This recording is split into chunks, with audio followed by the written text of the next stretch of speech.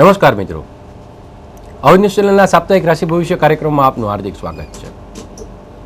મિત્રો, આજે આપણે 12 મે થી 19 મે સુધીનું રાશિ ભવિષ્ય જોવા જઈ રહ્યા છીએ. સૌપ્રથમ આ સપ્તાહની એક વિશેષ વાત કરી દઉં કે આ સપ્તાહની અંદર 3 મોટા દિગ્ગજ ગ્રહો રાશિ પરિવર્તન કરી રહ્યા છે. ગ્રહોના રાજા સૂર્ય મહારાજ, શનિ મહારાજ અને ગુરુ મહારાજ, આ ત્રણેય ગ્રહ આ સપ્તાહની અંદર રાશિ પરિવર્તન કરશે. આ 3 પ્રમુખ ગ્રહના રાશિ પરિવર્તનથી અનેક ઉથલપાથલ જોવા મળશે, અનેક નવા સમીકરણો જોવા મળશે. મિત્રો, આપ જાણો છો આજ રોજ કાલાષ્ટમી છે, રવિવારથી પંચક બેસે છે. સોમવાર તારીખ 14/5ના રોજ સૂર્ય મહારાજ પોતાની મેષ રાશિ છોડી અને વૃષભ રાશિમાં ભ્રમણ કરશે. સૂર્ય મહારાજના વૃષભના ભ્રમણ સાથે સૂર્ય બુધનો બુધાદિત્ય યોગ અને સૂર્યનો ગુરુ સાથેનો યોગ ત્યાં પૂર્ણ થઈ જાય છે અને વૃષભ રાશિમાં કેતુ અને શુક્ર સાથે સૂર્ય મહારાજ જોડાશે.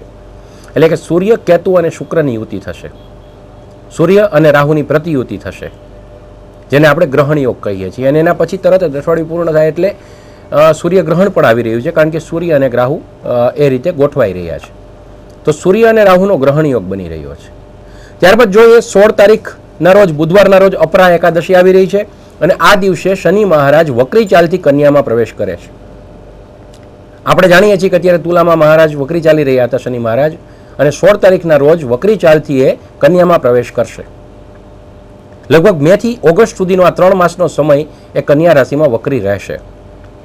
17/5ના રોજ ગુરુવાર છે અને ગુરુવારના રોજ ગુરુ મહારાજ મેષ રાશિમાંથી વૃષભ રાશિમાં ભ્રમણ કરશે. ગુરુ મહારાજના વૃષભ રાશિમાં આવવાથી સૂર્ય, ગુરુ, શુક્ર અને કેતુનો યોગ રચાશે. ચંદ્ર મહારાજ અત્યારે કુંભ રાશિમાં છે, ત્યારબાદ મીન, મેષ અને વૃષભ રાશિમાં ભ્રમણ કરશે. તો 9માંથી 4 ગ્રહો આ સપ્તાહમાં રાશિ પરિવર્તન કરી રહ્યા છે. મેં કહ્યું તેમ દરેક રાશિને આના શુભાશુભ અસરમાંથી પસાર થવાનું રહેશે અને ઘણી બધી મોટી ઘટનાઓ પણ, રાજકીય ઘટનાઓ પણ જોવા મળશે. આ બધી બાબતોને ધ્યાનમાં રાખીને આપણે જોઈએ કે આ સપ્તાહ આપના માટે કેવું રહે છે. સૌપ્રથમ વાત કરીએ આપણે મેષ રાશિ. મેષ અલ ઈ, જેના સ્વામી મંગળ મહારાજ છે. મંગળ મહારાજ અત્યારે સિંહ રાશિમાંથી પસાર થઈ રહ્યા છે. બહુ જલ્દીથી સૂર્ય અને ગુરુ મહારાજ આ સપ્તાહ દરમિયાન જ મેષ રાશિ છોડીને વૃષભમાં જઈ રહ્યા છે. છેલ્લા ઘણા સમયથી તમે આધ્યાત્મિક રીતે આગળ વધી રહ્યા હતા. આ તમારી આધ્યાત્મિકતા ટકાવવા માટે તમારે થોડો પ્રયત્ન કરવો પડશે. થોડું ધ્યાન, યોગ અને નામ સ્મરણ રાખશો તો આ સપ્તાહ તમારા માટે એવરેજ બની રહેશે. સૂર્ય અને ગુરુ તમારી રાશિ છોડતા હોવા છતાં પણ જો ધ્યાન યોગનો સહારો હશે, ઈષ્ટદેવનું સ્મરણ હશે, તો તમને કોઈ તકલીફ નહીં પડે અને આ સપ્તાહ પણ તમારા માટે સારું રહેશે. ત્યારબાદ વૃષભ રાશિ. વૃષભ રાશિમાં શુક્ર મહારાજ અત્યારે કેતુ સાથે વક્રી ચાલી રહ્યા છે અને સપ્તાહના અંત સુધીમાં સૂર્ય અને ગુરુ બંને તમારી રાશિમાં આવી રહ્યા છે. સૂર્ય મહારાજ તમારી રાશિમાં આવવાથી ગ્રહણ યોગની રચના થઈ રહી છે. સૂર્ય અને રાહુની પ્રતિયુતિથી ગ્રહણ યોગ થઈ રહ્યો છે. થોડું તમારે સંભાળીને ચાલવાની જરૂર છે. ખાસ કરીને જે નોકરિયાત વર્ગ છે એમની પાસે આવેલી સત્તાનો દુરુપયોગ કરવાનો થતો નથી. જો તમે તમારી સત્તાનો દુરુપયોગ કરશો તો તમે તકલીફમાં મુકાશો, કારણ કે સૂર્ય અને રાહુનો ગ્રહણ યોગ તમને આમ કરવાની ના પાડે છે. કોઈ પણ જગ્યાએ સહી સિક્કા કરવામાં તમારે ખ્યાલ રાખવો પડશે. જે ટેબલ પર તમે કામ કરો છો ત્યાં નિષ્ઠાથી કામ કરવું પડશે. આ સપ્તાહ તમારા માટે મધ્યમ રહેનાર છે. ત્યારબાદ મિથુન રાશિ. મિથુન કચ્છ ગ, જેના સ્વામી બુધ મહારાજ છે. બુધ મહારાજ અત્યારે મેષ રાશિમાંથી ભ્રમણ કરી રહ્યા છે. તમારા માટે બુધનું ભ્રમણ સારું છે. અત્યારે તો સૂર્ય બુધનો બુધાદિત્ય યોગ છે. અઠવાડિયાના મધ્ય ભાગ સુધી તમે યોગ્ય નિર્ણય કરી શકશો, તમે યોગ્ય જગ્યાએ રોકાણ કરી શકશો. શેર સટ્ટા, લોટરીમાં પણ તમને લાભ થશે, પરંતુ અઠવાડિયાના મધ્ય ભાગથી અંત ભાગ સુધી થોડું તમારે સંભાળીને ચાલવું પડશે. ભગવાન લક્ષ્મીનારાયણની પૂજાથી તમને લાભ થશે. કર્ક રાશિ. કર્ક ડહ, જેના સ્વામી ચંદ્ર મહારાજ છે. ચંદ્ર મહારાજ અત્યારે કુંભ રાશિમાંથી પસાર થઈ રહ્યા છે. રાહુ સાથે અશુભ કેન્દ્ર યોગ રચી રહ્યા છે. કર્ક રાશિના જાતકો આ સપ્તાહમાં થોડા માનસિક રીતે વ્યગ્ર રહી શકે છે. નિર્ણયો લેવામાં તમને મુશ્કેલી પડી શકે છે. વિદ્યાર્થી વર્ગોને પણ ધર્મસંકટ રહે, ડાયલેમાં રહે, યોગ્ય નિર્ણય પર તમે ન આવી શકો. સ્ત્રી વર્ગ માટે થોડો આ સપ્તાહ કઠિન છે. વેપારી વર્ગે સમજીને ચાલવા જેવું અને નોકરિયાત વર્ગ માટે આ સપ્તાહ મધ્યમ ગણી શકાય. ત્યારબાદ સિંહ રાશિ. સિંહ મોટો, જેના સ્વામી સૂર્ય મહારાજ છે. સૂર્ય મહારાજ અત્યારે મેષ રાશિમાં છે અને બહુ જલ્દીથી રાશિ પરિવર્તન કરીને વૃષભ રાશિમાં આવી રહ્યા છે. સિંહ રાશિથી કર્મસ્થાનમાં સૂર્ય સાથે રાહુ હોવાથી ગ્રહણ યોગ રચાઈ રહ્યો છે. તો તમારે કર્મ બાબતમાં ખૂબ ખ્યાલ રાખવો પડશે. તમારા કાર્યક્ષેત્રની અંદર તમને કોઈ તકલીફ ન પડે, સહકર્મચારી સાથે અથવા તો બીજા વેપારીઓ સાથે તકલીફ ન પડે એનો તમારે ખ્યાલ રાખવો પડશે. આંતરિક વ્યક્તિઓ સાથે પણ તમારે મતભેદ નિવારવા પડશે. સરકાર સાથે તમારું કોઈ ડીલિંગ હશે, સરકાર સાથે કોઈ કામ હશે તો એ વિલંબમાં પડી શકે છે. તમારા બિલ છે એ સમયે ન આવે એવું પણ બને, માટે એના માટે યોગ્ય આયોજન કરવા મારી સલાહ છે. ત્યારબાદ કન્યા રાશિ, કન્યા પઠણ, જેના સ્વામી બુધ મહારાજ છે. બુધ મહારાજ તેને મેષ રાશિમાંથી ચાલી રહ્યા છે. કન્યા રાશિના જાતકો માટે સપ્તાહ મધ્યમથી ઉપરાંતનો ગણી શકાય, પરંતુ શનિ મહારાજનું જે ભ્રમણ તમારી રાશિમાં થઈ રહ્યું છે, ફરીથી તમે યોગ્ય એવી પનોતીમાં આવી રહ્યા છો કે થોડું તમારે ધ્યાન રાખવું પડશે. શનિની આરાધના તમારે કરવી પડશે. મે થી ઓગસ્ટ સુધીનો સમય તમારે થોડું સાવચેતીથી ચાલવાની જરૂર રહેશે. ત્યારબાદ તુલા રાશિ, તુલા રત, જેના સ્વામી શુક્ર મહારાજ છે. શુક્ર મહારાજ અત્યારે વૃષભ રાશિમાંથી ચાલી રહ્યા છે.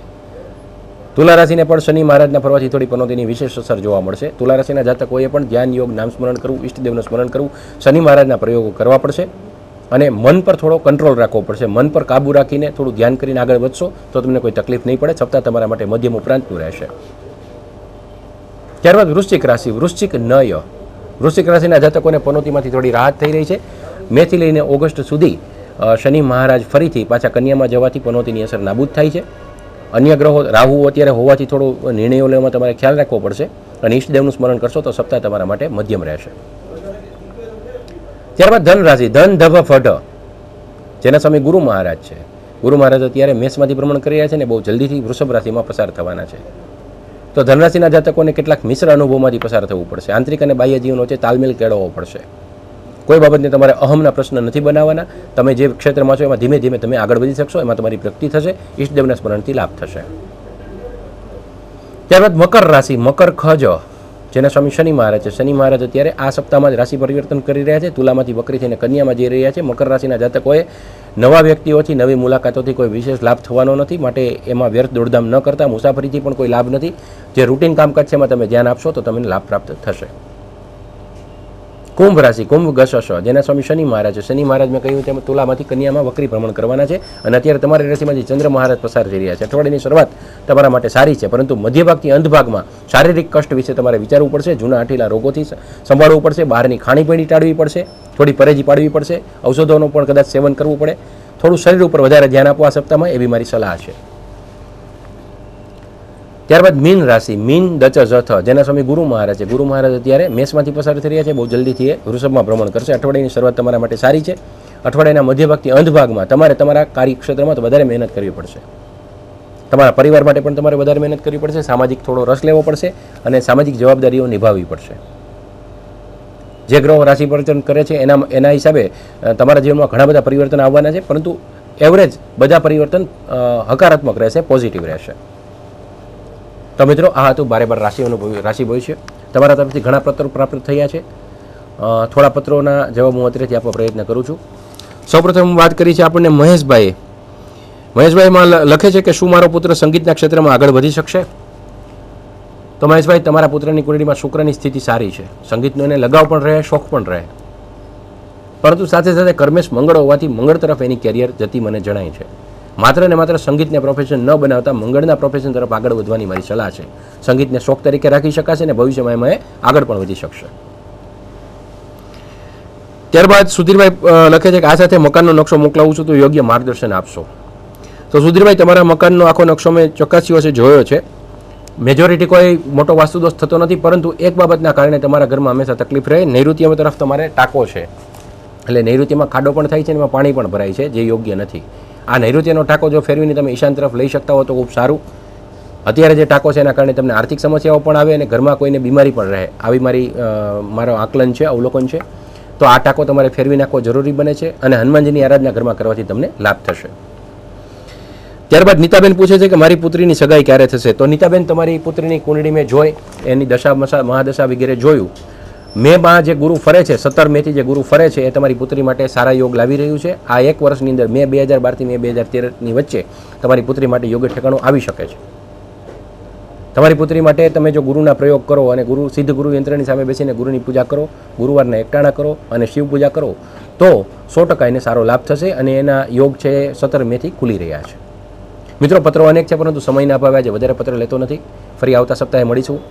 તમે પણ મને રૂબરૂ મળવા ઈચ્છતા હો અથવા કોઈ પણ પૂછવા ઈચ્છતા હો તો મારું સરનામું નોંધી લેશો. Awadh news channel, head post office સામે, અમરેલી. તો આજે મને રજા આપશો. નમસ્કાર.